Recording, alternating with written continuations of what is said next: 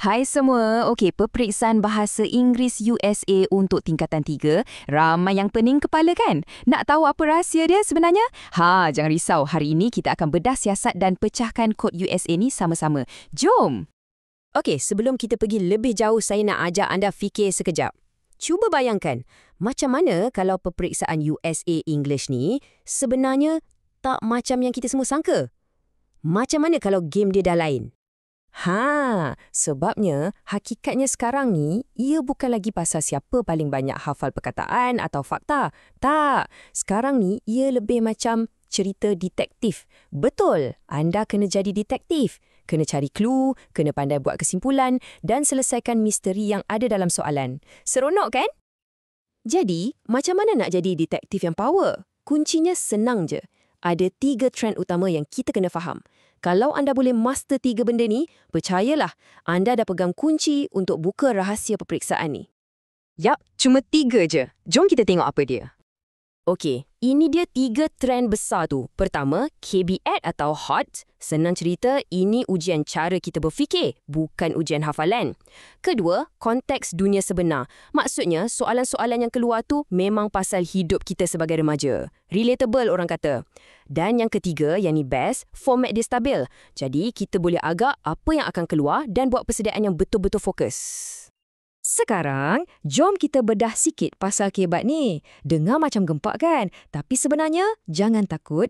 Ia cuma cara skema untuk cakap yang peperiksaan ni nak kita fikir dalam sikit. Bukan setakat cari jawapan yang terang-terang ada dalam teks. Dia nak kita pandai baca antara baris, buat analisis dan buat penilaian sendiri. Macam detektif tadi itulah.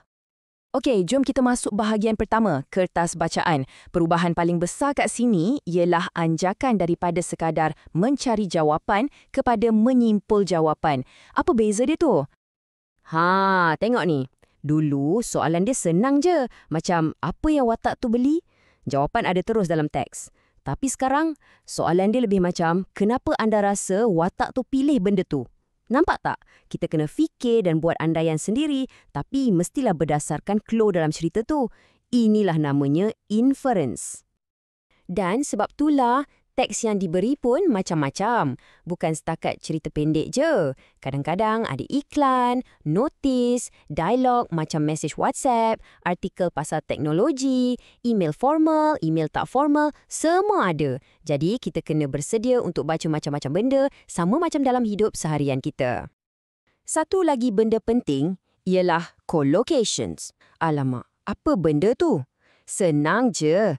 Contohnya dalam English kita cakap make a decision, kita tak cakap do a decision.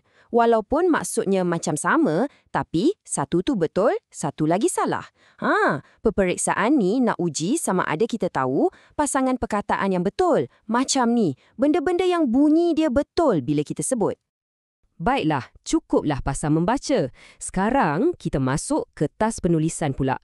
Bahagian ni, kita nak tengok macam mana nak tukarkan idea-idea dalam kepala kita tu kepada jawapan yang boleh dapat markah penuh.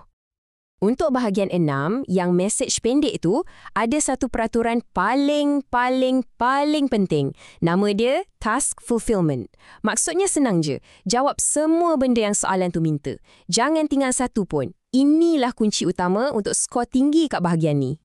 Macam mana nak pastikan kita buat task fulfillment ni? Senang je, ikut 3 langkah ni. 1. Masa dapat soalan, terus highlight atau gariskan semua soalan yang dia tanya dalam email tu. Biasanya ada 3 atau 4. 2. Masa menulis, pastikan setiap satu yang kita garis tadi tu kita jawab.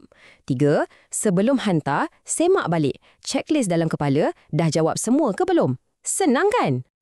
Okey, kita beralih ke bahagian 7 iaitu esei. Kalau tadi kunci dia jawab semua, kat sini kunci dia lain sikit. Kuncinya ialah penghuraian atau dalam English elaboration. Maksudnya, tak cukup kalau kita senaraikan je isi-isi yang diberi. Kena kembangkan idea tu. Macam mana nak kembangkan idea? Guna je formula magic ni. PEE. Senang je nak ingat. P untuk point, nyatakan isi utama.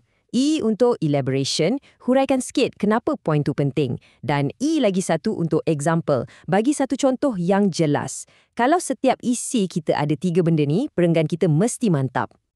Okey, jadi kita dah bedah siasat kertas bacaan dan penulisan, kita dah tahu trend dia. Sekarang, macam mana kita nak guna semua maklumat ni? Jom kita rumuskan jadi satu plan tindakan yang simple dan berkesan.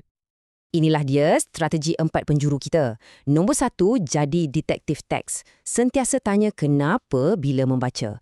Nombor 2, banyakkan latihan guna bahan-bahan sebenar macam iklan ke Instagram ke, review filem ke. Nombor 3, latih to be task fulfillment tu sampai jadi tabiat.